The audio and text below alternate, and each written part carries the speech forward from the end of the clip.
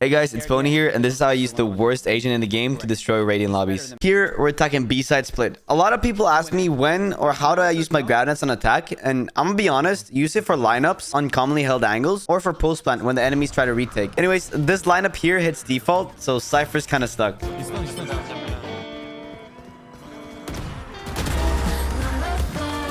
After taking side, I make sure to throw my wall CT to give us a little bit more time to reposition with.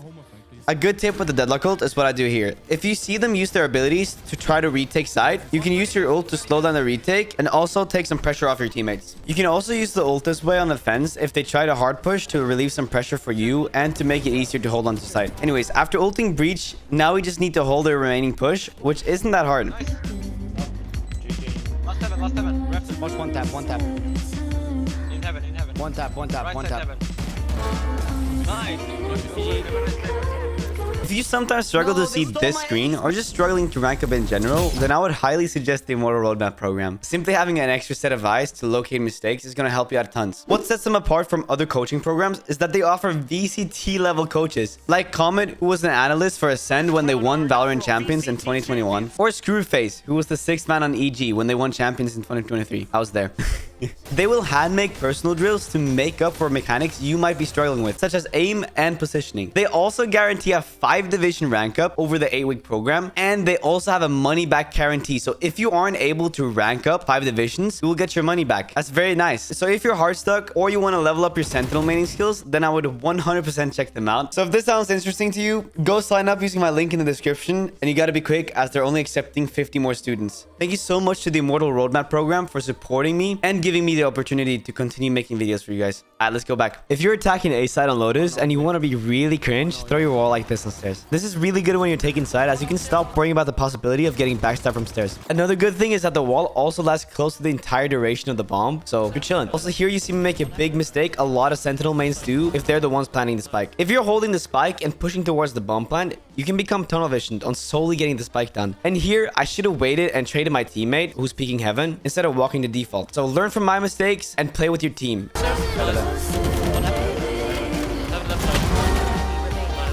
Anyways, after taking on Race, I plant the spike for my ultimate and tell my killjoy to wait peeking until I can ult to make sure we win the round. Unlucky buddy.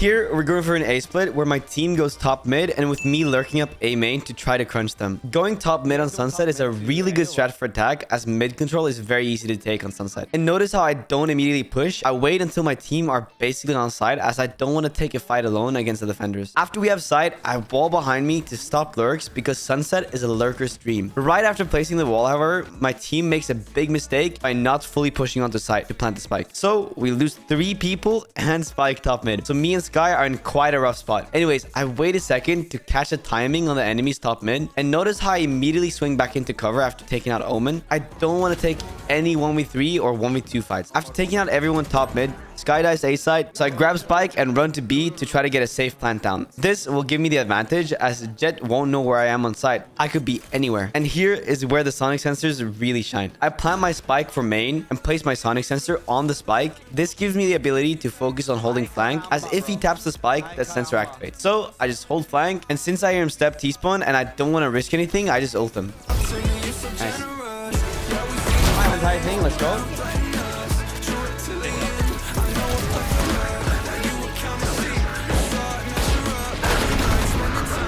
Somebody's low, guys. Somebody's 1 HP, 1 HP. Nice. I got the clip. Here, we're attacking Haven A side. You know my lineup, Bing Bong gets stuck long. I push up short with the Skydog and wall CT. Now, one thing you'll see soon with this wall is that it has another use other than blocking the entry to side. Anyways, I hear someone step heaven, so I ult it.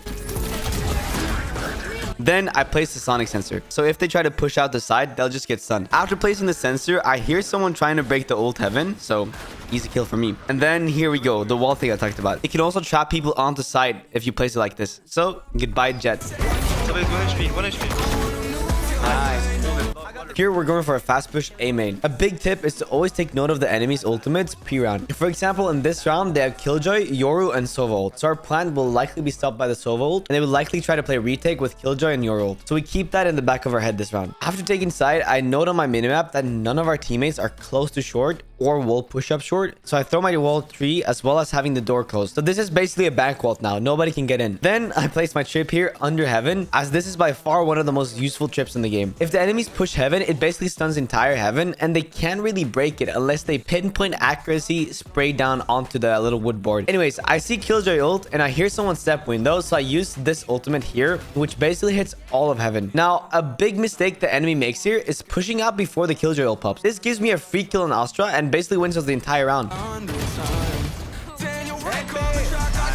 In this clip, we're playing Deadlock's best map, unless Fracture comes back, and that is Bind. After pushing up B long, we hear the enemy teleport, so since rotations on Bind is very important, I tell my team to go focus on the guy teleporting, as he's kind of stuck. At the same time, however, the enemies pushed up A short and going towards B link now to try to crunch us. The Jet pushes out of B link and takes out Race, so I just trade her. However, during this small time window, only me and Sage remain, so now we're left in a 2v4, so I decide to make some noise close B to try to trick the enemy into rotating over to B, so we can then take the TP to have a safe plant. However, remember that 3 enemies are still remaining, so there could always be a guy A. I'm 99% sure, however, that he's not holding showers, as it's very unlikely to hold showers when you're playing solo side. As for pushing up to A side, Fade dinks me, and since I don't really want to repeak with 7 HP, I decide to ult it. After ulting, I throw my wall CT to 1, funnel them heaven, and 2, stall them if they decide to push CT. Right after placing my wall, I hear a goblin stomp behind me short, so I just take him out. Now we're left in a 2v1, and I ask my Sage to hold the angle with me and wait for Sky to push it.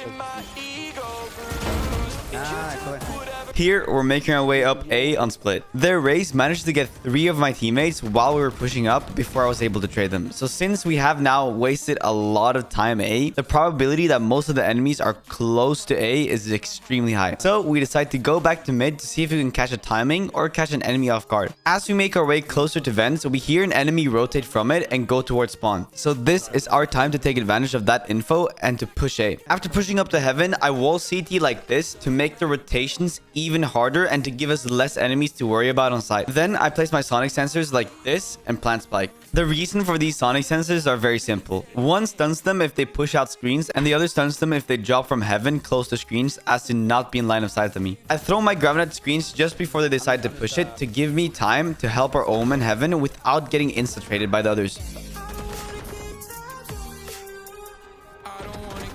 This groundnet also made it possible for me to have a 1v1 against the Jet without Omen interfering. Now, only Omen is left, so I dance with him and take him out.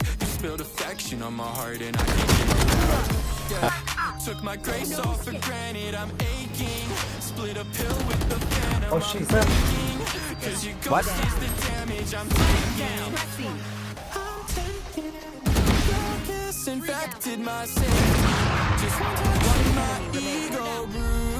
And you took whatever I've been taking, but I don't like down B. Infected my safety, just watching my ego bruise. You took whatever I've been taking. That one. CT out. Nice. Nice, Well, we gotta flank A. We need to take the space. We need to take the space. Thank you guys so much for watching this video and supporting me. If you liked the video, please subscribe. Bye bye.